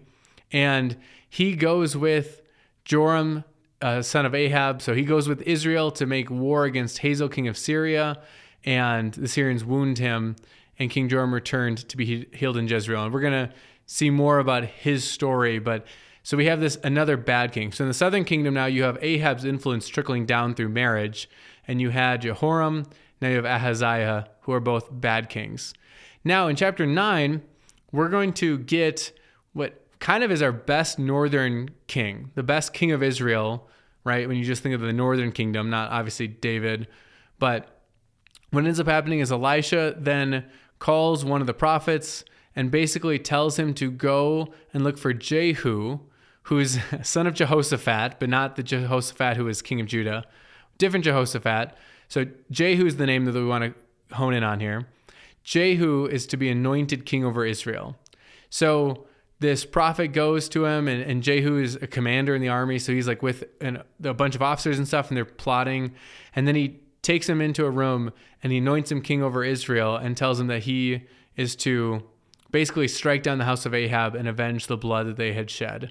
And so then he runs out, the prophet does. And then at first, Jehu comes out and everyone's like, what happened in there? What did he say? And he goes, oh, this fellow in his talk, right? He kind of deflects from it, but they're like, no, tell us what he said. And he's like, well, he said that I'm king of Israel. And then they all yelled, Jehu is king. So Jehu then starts conspiring against Joram, who again is the king of Israel. So he now is riding up to attack him, to go and defeat him, as he was just anointed to do. And it's interesting because you have these like messengers that go and ask if it's peace. And basically Jehu's just like, what do I have to do with peace? Just ride with me. And they go to attack. And then ultimately Jehu kills Joram and defeats him. And then they also wound and kill Ahaziah, who flees, but ultimately dies. And again, he's a king of Judah, but he's also part of the family of Ahab. So you kind of see the judgment on Ahab still, and the wickedness for his poor ruling over of Judah taking place. Then Jehu comes for Jezebel, and when she looks out, she sees him and she says, is it peace, you Zimri, murderer of your master? Now remember, Zimri was a former commander who usurped and took over as king of Israel. So now you have her kind of referencing that, and basically he calls about like who's on the right side, and then there's these eunuchs who would have been like castrated men, so they could never do anything, violate or have an affair with the wife or the woman or the queen, whoever they're to take care of. And they throw Jezebel out the window and she dies.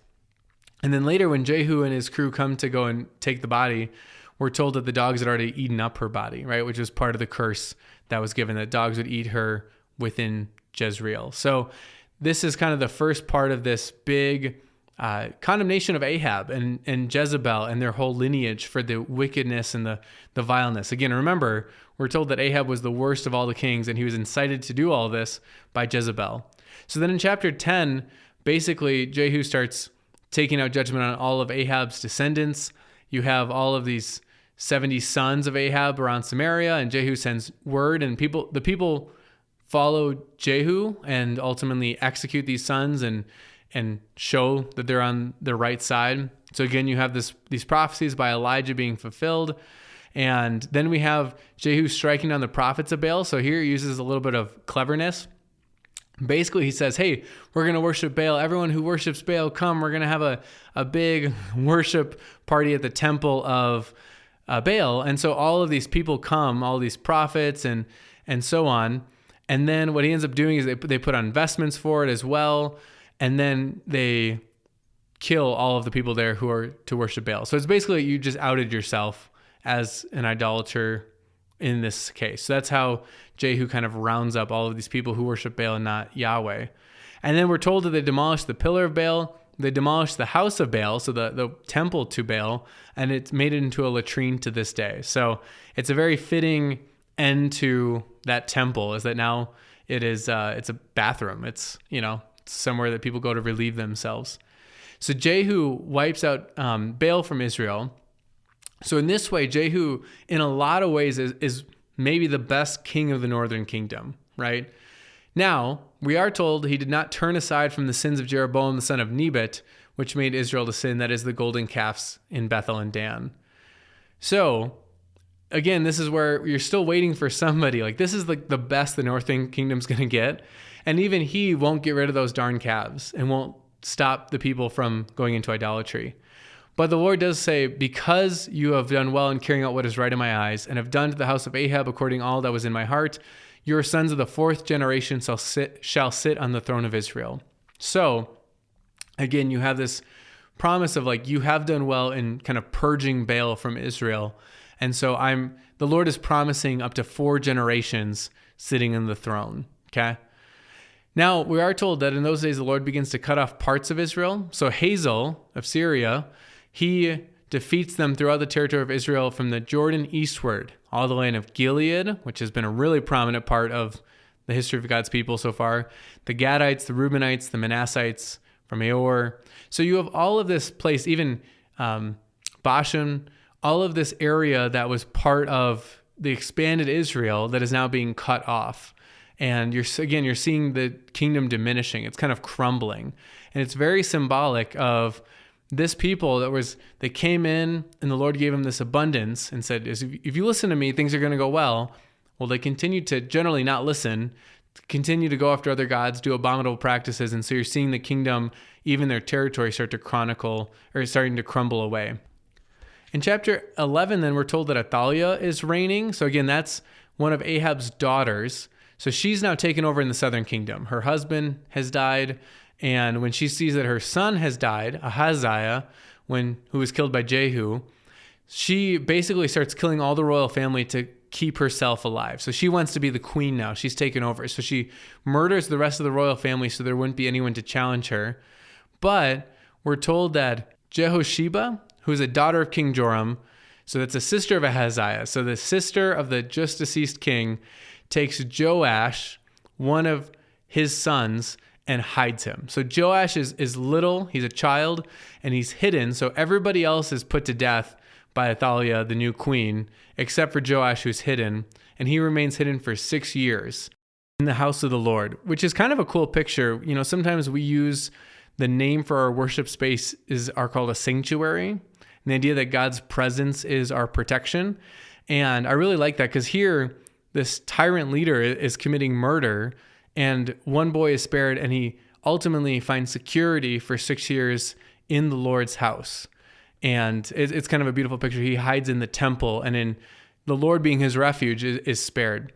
Now, what we end up having is Jehoiada, who is this priest, basically gets this plan together. You know, now little Joash is 7 years old. I think he's old enough to be king. So they basically get a group together. They announce him as king in front of everybody. And then you have Athaliah, who is this tyrant queen. She's like treason. She's trying to, because she knows that they're trying to take back the throne. And then ultimately she's seized and she's executed outside the temple because you would not want to kill somebody in the temple. And then Joash is kind of pronounced king. And then there's kind of this renewing of the covenant again, where Jehoiada makes a covenant between Yahweh, the king, and the people, that they should be the Lord's people, and also between the king and the people. And then they go to the house of Baal and tear it down. They take out the priests before these altars. So again, you have kind of this cleansing. You had a couple generations of kind of Ahab's descendants being part of the kingdom of Judah, and now they're kind of purging all of the negative influence from the Baals. And so you have that kind of taking place here with Joash, who in chapter 12 you might see is also called Jehoash. So again, this is where sometimes you have an EH kind of sound that's thrown in there.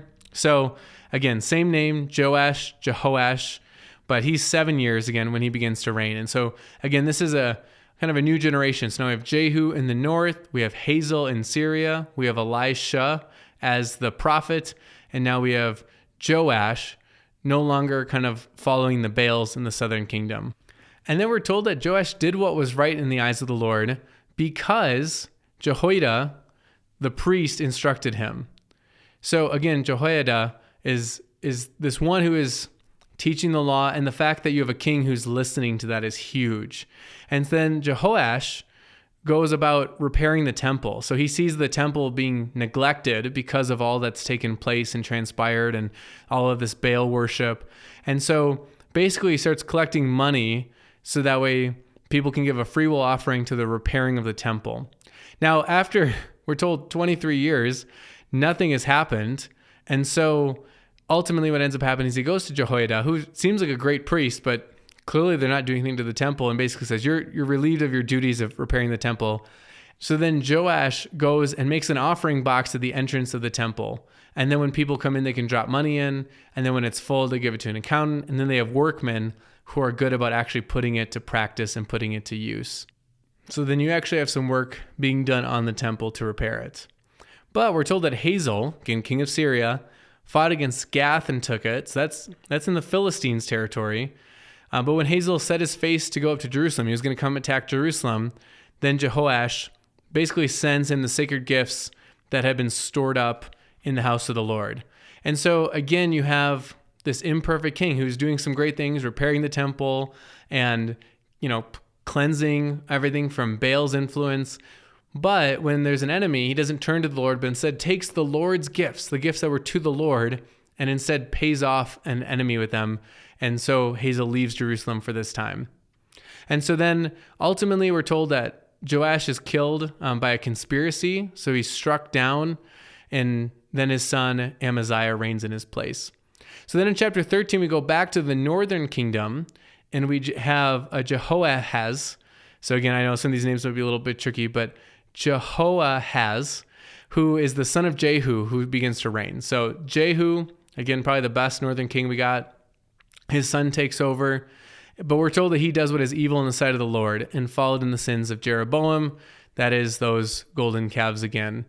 And so the Lord is mad against Israel and continues to give them into the hands of Hazael, the king of Syria, and into the hands of Hazael's son, Ben-Hadad, who, that's confusing because Hazael took over for a Ben-Hadad, but then Hazael names his own son Ben-Hadad, which means son of Hadad, which is one of their gods.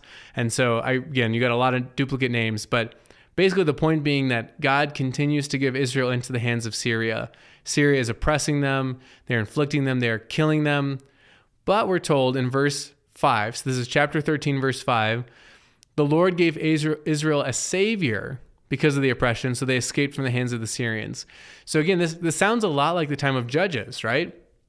Where you have the people doing evil, being idolatrous, God giving them into the hands of another nation, but then God hearing their cries and giving them a savior. We're not told who this is or what exactly that looks like, but ultimately that they have a savior, so they escape the hands of the Syrians, and they lived in their homes as formerly. But nevertheless, they did not depart from the sins of the house of Jeroboam, right?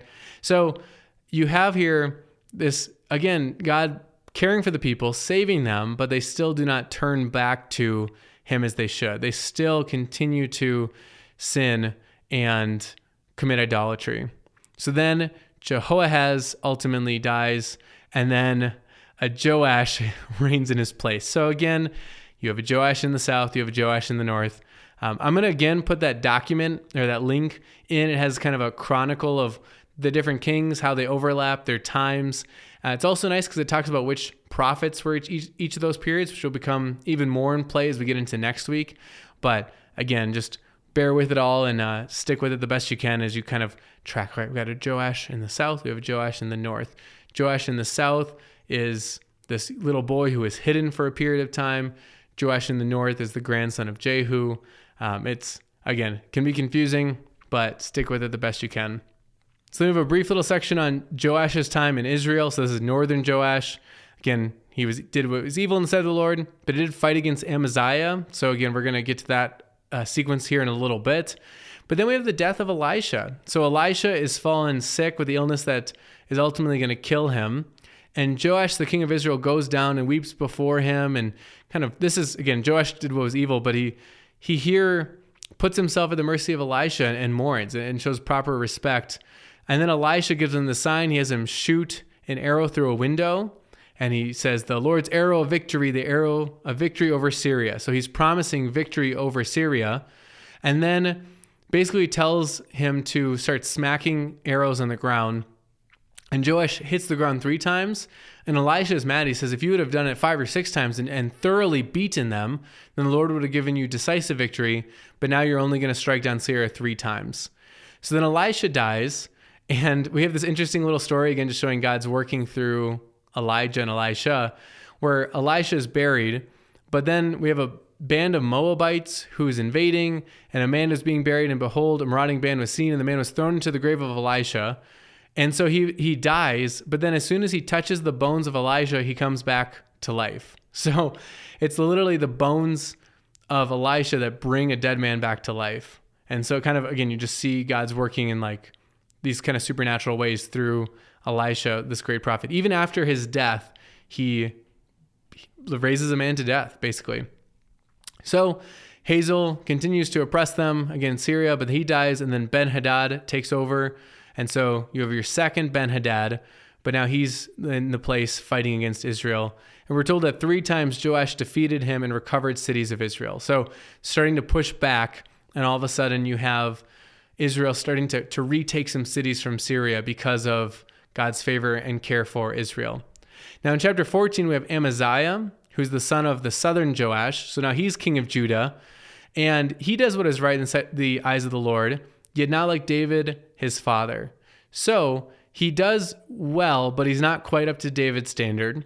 And he does all these things as Joash, his father, had done. So again, he does a lot of good things, but he doesn't remove the high places.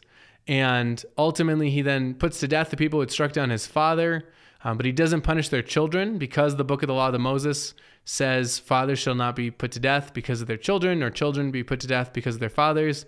So as a king carrying out legal orders, he's not putting to death the children of the conspirators who killed his father. But then you have Amaziah's kind of folly. So he defeats the Edomites, which again, Edom, Esau, this kind of neighboring nation descending from kind of some family ties, defeats them. And then he goes and he sends message to the northern kingdom, and he says to Joash of the north, basically, come, let us look one another in the face, which is basically a challenge. Like, I want to come fight you. And northern Joash is like, come on, man, just be content with your glory. You've defeated the Edomites, great, but this is not going to end well for you. But they go and fight. Amaziah would not listen, and so he goes to fight the northern kingdom of Israel just because he's feeling so high in himself, I guess. And ultimately, he's captured, and part of Jerusalem is then destroyed. The wall of Jerusalem is destroyed. The northern kingdom pillages the temple and takes off some sacred gifts, treasuries of the king's house, hostages, and bring them back to Samaria. And so you have kind of this wrap up then to Joash of the north and Amaziah of the south. And basically he's also conspired against, and he's put to death. And then he's put to death in Lachish. So again, you have these kind of imperfect kings. You're starting to see the southern kings it feels like a little bit worse too. They kind of vary at times to time, but again, you're starting to see a lot more kind of a mixed bag in these kings, starting to resemble a little bit like the judges, where you have God doing some good things through them, but also they're very flawed in a lot of ways.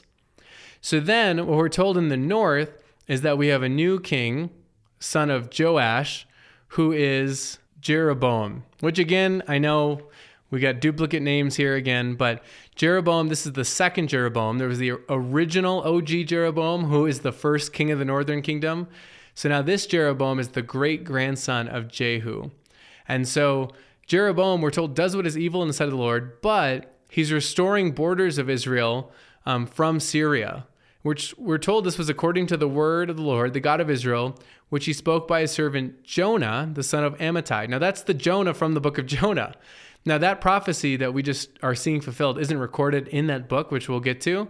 So clearly Jonah was doing other prophetic things, which makes sense. When you read the book of Jonah, he's already known as a prophet before that sequence of events.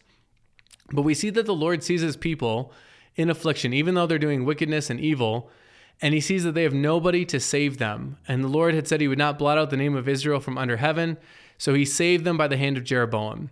So even though Jeroboam is doing evil in the Lord's sight, God is still using Jeroboam to protect his people. Again, just kind of that mixed bag, that God would even use people who are wicked or evil or sinful, even opposed to him, to carry out his care for his people. So then in chapter 15, we have Azariah in the southern kingdom. He gets a nice long reign, 52 years, and he does what is right in the eyes of the Lord as well. But nevertheless, the high places are not taken away. So just like the northern kingdom, which is a much more serious issue, doesn't turn away from the sin of Jeroboam, the first Jeroboam, the southern kingdom just refuses to take away these high places and to centralize worship at the temple as it's supposed to be. And so we're told at one point the Lord makes the king a leper, which he is to his death. And so he has to live in a separate house, right? He can't kind of do his normal kingly functions because he's now leprous.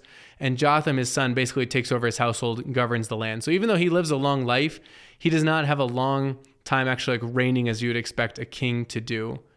And then we have in the southern kingdom, we have now Zechariah, who's taking over, and he's the son of that Jeroboam the second in the northern kingdom.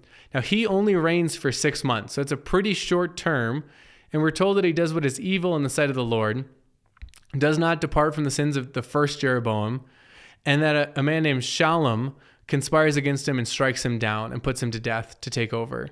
So Zechariah, this is significant, he is the great-great-grandson of Jehu.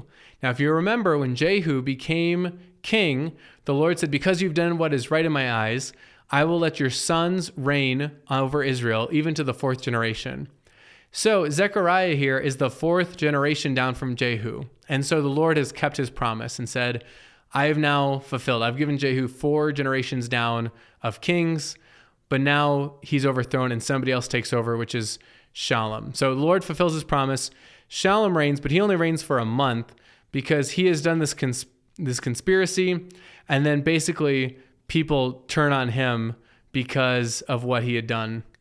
So then you have Menahem reigning, and I'm going to tell you right here, this is where things start to really accelerate downward. So Menahem reigns for 10 years, but a few things happen here. First off, we have Pul, the king of Assyria, coming against the land, and Menahem gives Pul 1,000 talents of silver, basically to help like pay him off. Think of like tribute, confirm my power, keep me in power, don't hurt us. And so he extracts the money from Israel, from all the wealthy men, and he gives it to the king of Assyria. Assyria is going to play a big role here in a moment. So, and just to be clear, if you're not familiar with history or this part of this period, or it's just confusing reading this, the country of Assyria, or the nation of Assyria, is different than the nation of Syria. It's really confusing, I'm sorry, but Syria, led by Ben-Hadad, is a nation just to the east, right? Rival, we've been battling for a while. Assyria is a much more powerful nation that's coming in now, and it's going to play a prominent role here for a little bit. So, and they're led by a king named Pul. So, basically, Menahem finishes his reign. Then you have his son, Pekahiah. So Pekahiah reigns for 2 years, but he continues to sin. And then ultimately his captain Pekah, which again is confusing, again feels like generational. Pekahiah and Pekah are kind of contemporaries. Pekah, his captain, conspires against him. They kill him, and Pekah takes over. And so now you have Pekah as king of Israel, and he's going to reign for 20 years, but he continues to do what is wrong in the eyes of the Lord. He continues to sin, to cling to the sin of Jeroboam, the son of Nebat. And then you have a new king in Assyria named Tiglath-Pileser. And so he comes and he captures a bunch of cities. And we're talking about, places like Galilee, Gilead, all the land of Naphtali. And they're starting to take people captive to Assyria. So Assyria is really hurting Israel now. And so you have Hoshea, who's the son of Elah, just another man. He conspires against Pekah and takes him out. And so now he reigns in his place. And so you have, again, just more and more kind of unrest, more and more conspiracies, and you're having Israel really hurting from the hands of the Assyrians now. Now we quickly, at the end of chapter 15, we're told about Jotham, the son of Uzziah, the king of Judah, who begins to reign. So we're jumping down to the southern kingdom for a little bit. He does what is right in the eyes of the Lord, according to all that his father Uzziah had done. Nevertheless, high places are still there. But he does do some things for the upper gate of the house of the Lord, does some other stuff. And in those days, you have Syria and Pekah, who's, again, one of the kings of Israel, starting to cause problems to the south. And then after Jotham, you have Ahaz, so not Ahab, but Ahaz, who begins to reign. He does not do what's right in the eyes of the Lord. So here's another not good southern king. And so he walks in the ways of the kings of Israel. He even burns his son as an offering according to the despicable practices of the nations whom the Lord drove out before the people of Israel. So and he makes sacrifices in high places under every green tree. So all of those things that were clearly forbidden, hey, this is what the people do in this land, don't do it. Now you have a southern king doing this, sacrificing a child, worshiping under a green tree, which means probably worshiping Asherah. And so you're starting to see things slipping. And so you have the king of Syria and the king of Israel waging war in Jerusalem. So it's interesting. Syria and Israel were at war for a long time. Now they're teaming up against Judah, and they can't quite conquer him. But Syria starts to recover some cities, and we see that Edom kind of comes in and swoops in and takes some of the cities that were kind of vacated by the people of Judah.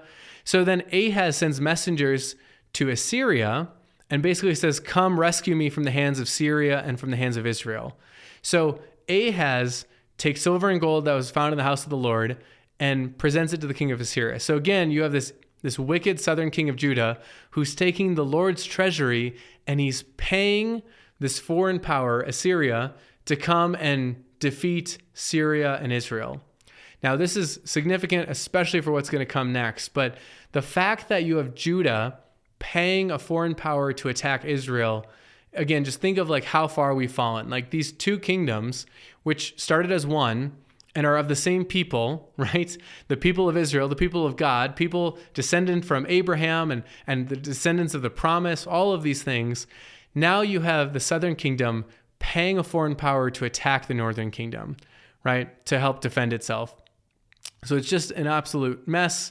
We're told that Ahaz is so kind of enamored by Tiglath-Pileser, the king of Assyria, that he basically sees the altar in Damascus and says, oh, we got to make an altar like this. So he starts removing the bronze altar that Solomon made and puts a replica of this Damascus altar and starts taking all these different things. He starts chopping down parts of the sea. That's that great big washing basin that has all the cattle underneath it. They take out the oxen and they put it on slabs or stones. And so you start to see this king who's defiling the house of the Lord and is looking at another nation who's powerful and saying, oh, I want to be like them, right? I'm not content to do things the Lord's way anymore. I want to be like Assyria. Look how powerful they are. So really, King Ahaz is not a good king. Does a lot of really rough things. He starts to mess with the way, some of the things that have been built in terms of the Sabbath and in the house of the Lord. And so you just have a lot of problems. And then his son Hezekiah is going to take over after he dies. Hezekiah is going to be much better, but we'll get to that next week because in chapter 17, this is a pivotal chapter. Okay, so 2 Kings chapter 17, this is one of the monumental moments in the history of God's people. So now we have Hoshea, who has begun to reign in the northern kingdom, right? He helped overthrow, and we're told he does what is evil in the sight of the Lord, yet not as the kings of Israel who are before him. So he's not as bad as all those other kings. But now you have a king of Assyria who comes against him, Shalmaneser. And basically Hoshea becomes his vassal, so he pays him tribute. But then eventually Hoshea sends messengers to Egypt to try and help him and doesn't pay the tribute to Assyria. So he's trying to break himself free from Assyria because now he's under their thumb.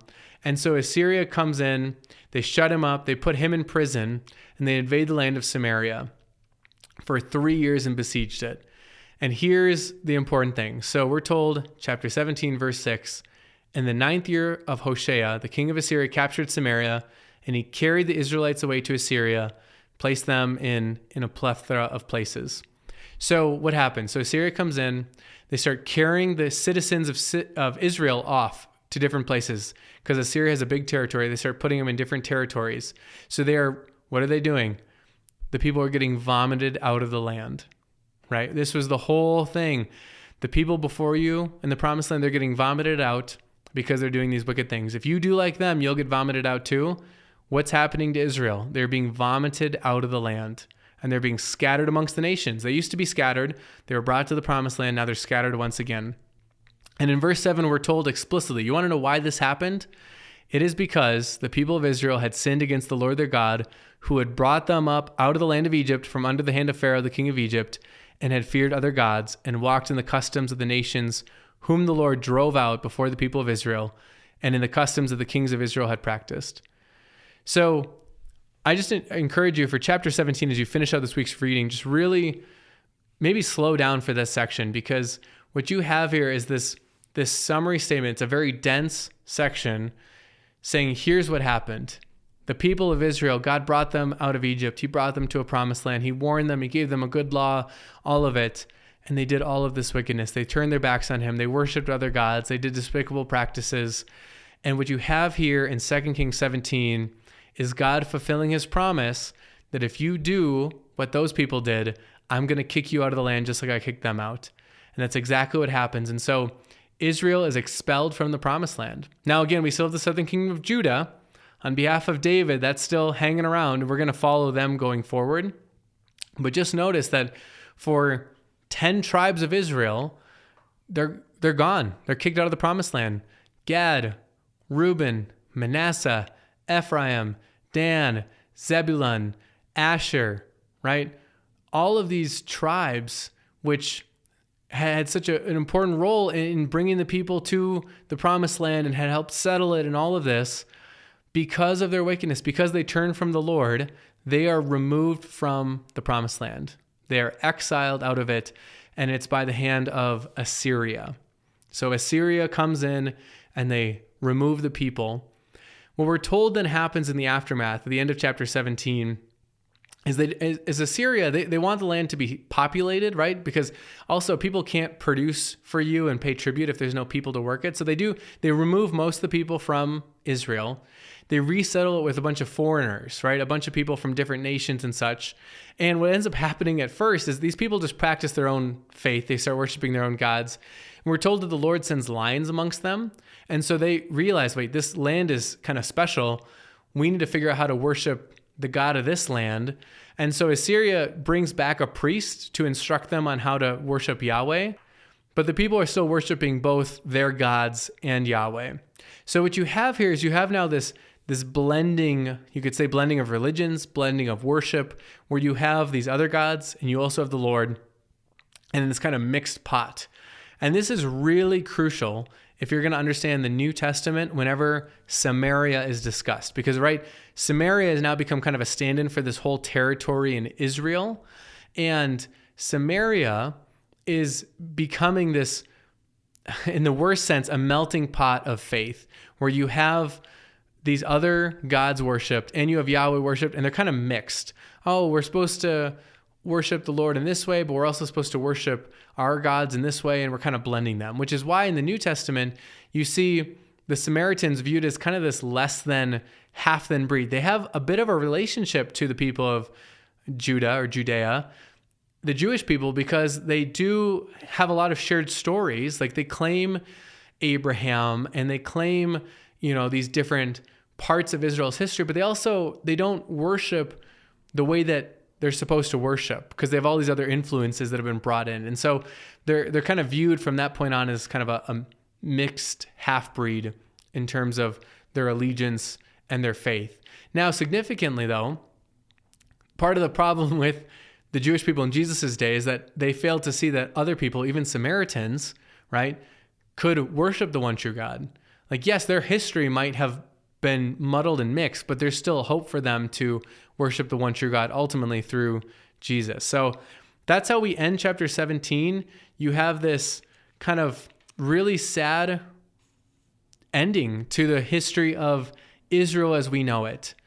Most of this promised land has now been taken over. The people have been brought into exile. The land has been repopulated, and you kind of have this kind of mixed mess left. And so all you're left with as we go forward is the southern kingdom of Judah, and that's going to hang on. And next week, we're going to see what happens to that southern kingdom and where it goes from here as we say goodbye to the kingdom of Israel as we knew it, and we move into kind of the next little chapter in their history. As we wrap up, I wanted to respond to a question, and the question reads, when I was growing up, I was told that the people had picked King Saul as their own, but that David was the Lord's choice, and that in appointing David after Saul, he was showing them not to look at the outward things like Saul's appearance, but rather the heart, which the Lord sees. This seems to be a little bit different, as you said, that the Lord picked Saul. Could you elaborate? Yeah, it's a really good question, and I think that this is one of those one of those like little lessons that we like to, it sounds so neat and tidy. The people pick tall, dark, and handsome Saul, bad king. The Lord picks David, short and, youngest child, and he's a great king because of his heart. But if you look at the text, right, it's ultimately Samuel who in 1 Samuel anoints Saul. And if you remember, it's the Lord who sends Samuel on that whole expedition, and he runs into Saul who's looking for the donkeys. And so it is the Lord who picks Saul. And so instead of thinking of it as, well, we picked the good-looking guy or the strong-looking guy, and the Lord picked the guy with the heart, I like to think that maybe the Lord was showing them, I'm going to give you exactly the kind of king you're expecting, and I'm going to show you why that's not a good idea. So instead of the choice being the people's, the Lord was almost showing them, here's what you would pick, and let me show you that doesn't necessarily work. But let me pick somebody else who's different. But this is also why after the Lord promises to take the kingdom away from Saul, it says that the Lord regretted that he made Saul king. So again, the Lord is the one who made Saul king, but he then takes it away from him due to his lack of faith and obedience. And so again, I've seen a couple places where it's presented like, well, we pick versus what God picks. And especially because when David is picked, if you remember, Samuel sees his older brother and is like, surely this is the man. And then the Lord says, hey, no, man judges the outward appearance. The Lord judges the heart. And so there is definitely an aspect to that. But if we're being honest with the text says that the Lord picked Saul, but I think it was to do so to show like, and just so you know, you got the tallest, handsomest king you could get, and it didn't go well. But let me show you what happens when you have a king who actually listens to me. And as you go forward, and this is especially pertinent in this section of scriptures, we're going through all these different kings.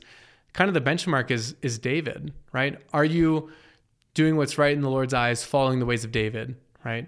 Not just being macho and mighty and strong, but are you obeying and fearing the Lord? Hopefully that was helpful. And if you have any other questions or any follow-ups on that, feel free to send in any questions to podcast@renewaldenver.org or fill out the form at renewaldenver.org/Bible in a year. As you go about your week, I want to leave you with this blessing. Now, may the word of Jesus renew you day by day until life everlasting. Take care.